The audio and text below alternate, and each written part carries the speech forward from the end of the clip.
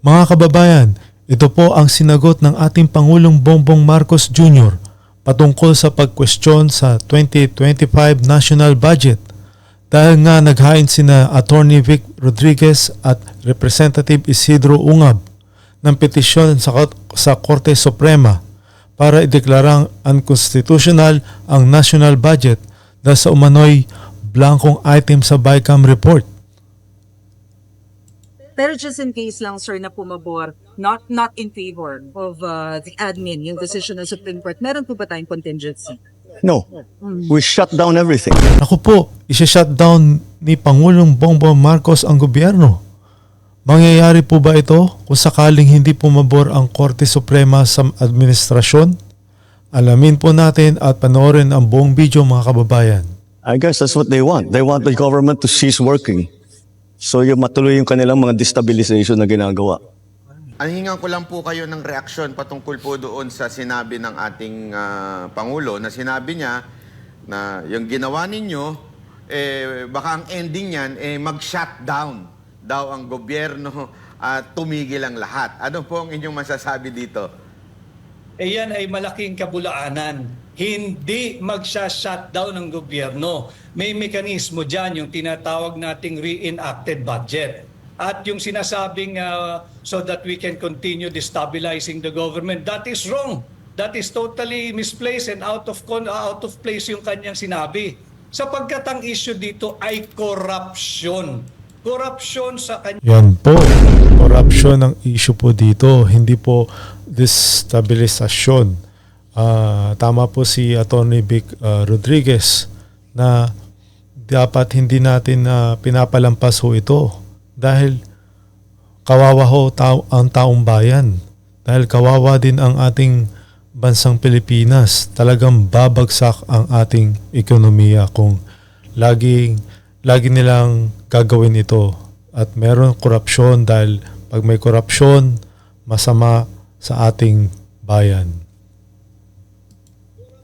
Yang administrasyon, hindi ang destabilisasyon.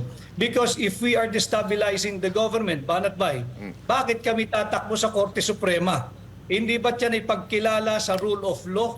Hindi ba yan pagkilala sa supremacy of the Constitution? Coach Oli. Attorney Vic, so susundan ko na yung tanong ni Banat Bay patungkol dito kay BBM kasi alam naman natin na separate branches ang legislative tsaka executive. Pero para sa akin na hindi naman ako abogado, kailangan bang umimik na ang presidente rito at may gawin? Kasi it's a given fact, may blanco. So wala siyang pwedeng gawin? Dapat ang ginawa last year pa dapat hindi niya pinirmahan, binito niya yan at nagtrabaho na lang sila ng reenacted budget. Anyway, 1-2 buwan, kaya naman nilang ipasa yan Kitang-kita naman natin sa magtatatlong taong administrasyon niya, pag meron silang gustong ipasa, kahit pilipit, pinapasa in no time. So, ito, talagang hindi mo pwedeng pakialaman na itong budget na ito dahil tangi ang lahat ng appropriation revenue ay magsisimula katangi-tangi sa House of Representatives. Not even in the Senate, Coach Oli. Malinaw sa ating saligang batas yan, Article 6, Section 24, na dapat ang lahat ng batas patungkol sa appropriation ay nagmumula sa House of Representatives exclusively. So wala tayong magawa dyan, dapat hindi na niya lang pinirmahan yan. So definitely may ano dito, may blank items. Ngayon, nagtuturuan na. Hindi ba parang ang nilalabas dito ay ginagawang fall guy etong mga staff? Yun ang nakakaawa, Coach Oli. Dahil nakikita ko yung direksyon ng mga pahayag, lalo na nung Congresswoman Stella Kimbo na tinuturo yung technical working group or technical working staff ng Senado doon sa Committee on Finance at nung mababang kapulungan yung Committee on Appropriation. Kawawa naman ito. Itong mga ito, hindi gagalaw yan ng walang nag-utos. At ako'y naniniwala, mararangal at tapat yung mga naglilingkod dyan sa technical working group. Gagamitin lang sila dahil nagkaipit-ipit na. Hindi tama na ipitin yung mga nagtatrabaho ng tuwid, nagtatrabaho ng marangal dyan sa House of Representatives at sa Senado. Dapat dyan managot yung kung sino talaga yung may makating kamay na naglagay ng mga malalaking halaga, daang bilyong pisong halaga dyan sa iniwang blanco ng Bicameral Conference Committee report. Ayun. So, sa madaling salita, sila ang salarin dito. Pero ito ba ay kasama doon sa kanilang immunity? Pwede ba nating kasuhan tong mga to? Kasi bilyon po ito. At marami sila dyan. Ang sabi nga dito, mga aapat na tao lang naman dyan sa Vicecam ang talagang kumokontrol niyan. Ito nga maganda, Coach Oli. We have to identify kung Vicecam ba ang tumira nito mga daang bilyong pisong halaga, being the third chamber or third house. Kasi baka meron pang fourth chamber, baka meron pang fourth house. Sino-sino kaya ito? Kaya nga lagi kong tanong, sino yung may makating kamay na naglagay ng halaga dyan? Babae ba siya? Lalaki ba siya? Tandem ba sila o marami sila? Ito yung dapat nating malaman. And I'd just like to take this opportunity that even the two former Senate presidents, no less than former Senate President Frank Drilon said, ito yung pinaka-corrupt na national budget na kanyang nakita.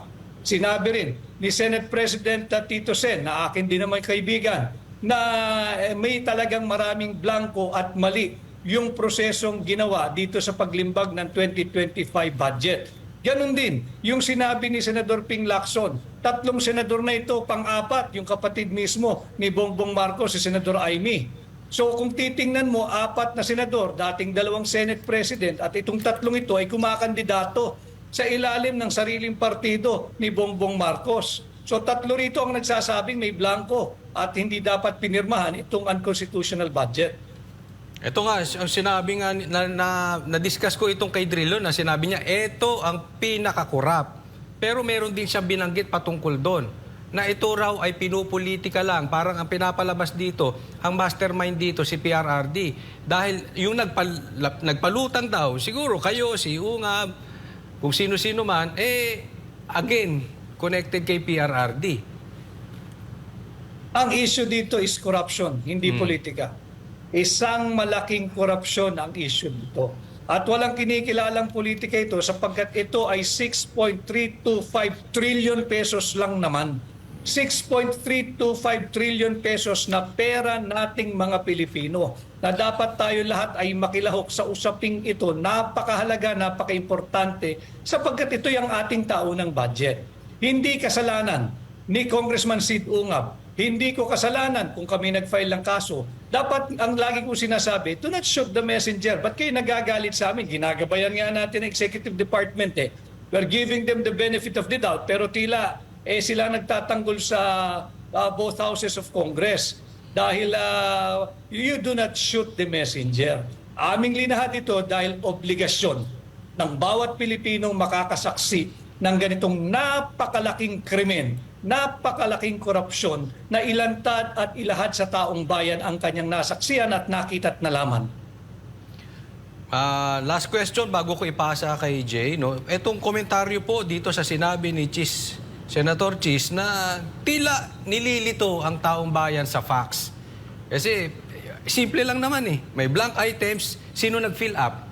Pero ito parang nililito nila na meron na daw di umanong pagkakasunduan, parang ano na yun eh, tapos naman na yan. Batas na yan. Okay na sila dyan. Parang ganun ang kanilang direksyon ngayon eh. Attorney Vic.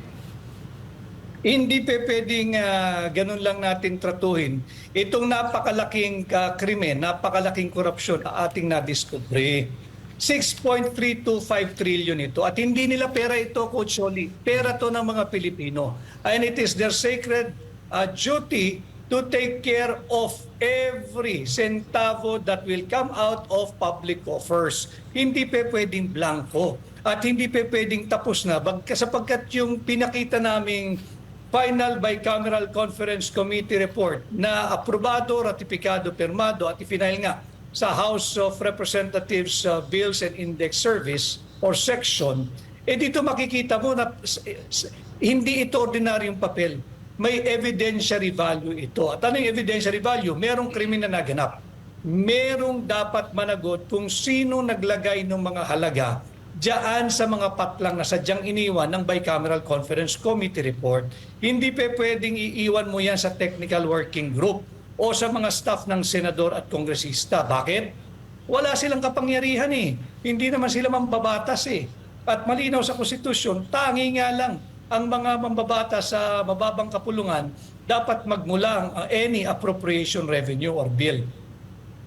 Yun, attorney, ano pong masasabi niyo dun sa sinabi ng isang congressman na kaya nyo lang daw ito ginagawa dahil gusto nyong maibalik ang pondo na hiningi noon ng Office of the Vice President? Mag-aral muna siya ng sarili nilang rules. Basahin niya yung rules, yung House of Representative Rules, Section 63 and Section 64. At tigilan niya yung pagbabitaw ng salita na wala namang katuturan sapagkat paano naging issue ito ni Vice President Inday Sara? 6.325 trillion ang pinag-uusapan dito. Alam ko kung bakit sila nagre-react ng ganito at natatakot na ma-issuehan ng TRO. Kasi pag nag-TRO at na-declare eventually, hopefully, na ito ay unconstitutional, magre-reenacted budget tayo. Sa reenacted budget, yung budget ng 2024, hindi nila mapapakinangbangan yung bilyong-bilyong pisong inilagak nila sa AKAP.